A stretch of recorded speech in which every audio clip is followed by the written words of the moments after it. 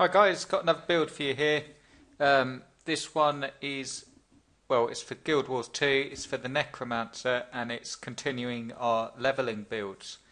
I'm going to go through and pick the weapons and so on, pick the healing and utilities, then the traits, and give you some information about how you can use the build. The first thing, obviously, that we want to do is pick our weapons. What you want is the scepter and the war horn. Okay, and you also want the staff, and for your water aquatic weapon you're going to go for the trident. Okay, so I'll pick some utilities now and explain what skills you get and so on. On number 6 here we're going to have Summon Blood Fiend, and we're going to keep that the same there. On number 7 we are going to have Summon Bone Minions. Number 8 we are going to have Summon Bone Fiend. Number 9 we're going to have, there it is, Summon Shadow Fiend. And here we're going to have, for our elite skill, Summon Flesh Golem. I'm going to leave that one the same, where it's actually greyed out, but we're going to leave that like that. Basically what you've got here is you've got the Scepter and Warhorn. They're your main source of single target damage and survivability as well. Always try to cripple the target from the Grasping Dead and Locust Swarm. And you can also use it for a speed boon from Locust Swarm as well. So you can use your staff for events and multiple enemies, because the staff gives you a good AoE set as well. So the staff for multiple enemies and the Scepter and Warhorn for single targets.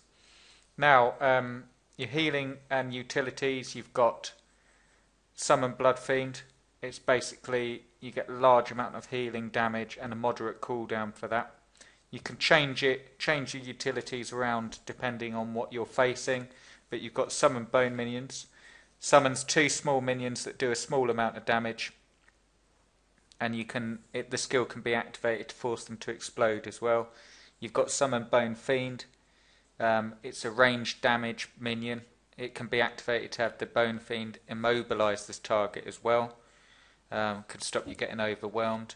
You've got Summon Shadow Fiend, and that does a good amount of damage and can be activated to teleport and blind a foe as well. And you've got Summon Flesh Golem, which will cripple your enemies and the attacks, and you can activate it to charge and knock down a target foe as well. So let's move on to the traits. Curses is the first tree you want to fill out. Basically, I'm going to put 30 on there. Okay, and you've got some slot skills we're going to fill up here. You want Haemophilia. You want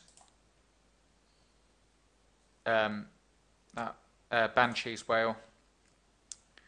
And you want to finish up with Lingering Curse. Okay, basically that gives you increased critical chance and condition damage, and the slot skills that we just put in increase your damage even further, so it's pretty straightforward. Death Magic is the next one we want to fill out. You want to put 30 on there, and you want to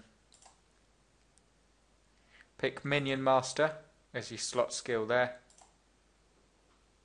Flesh of the Master gives your minions more health, and Death Nova.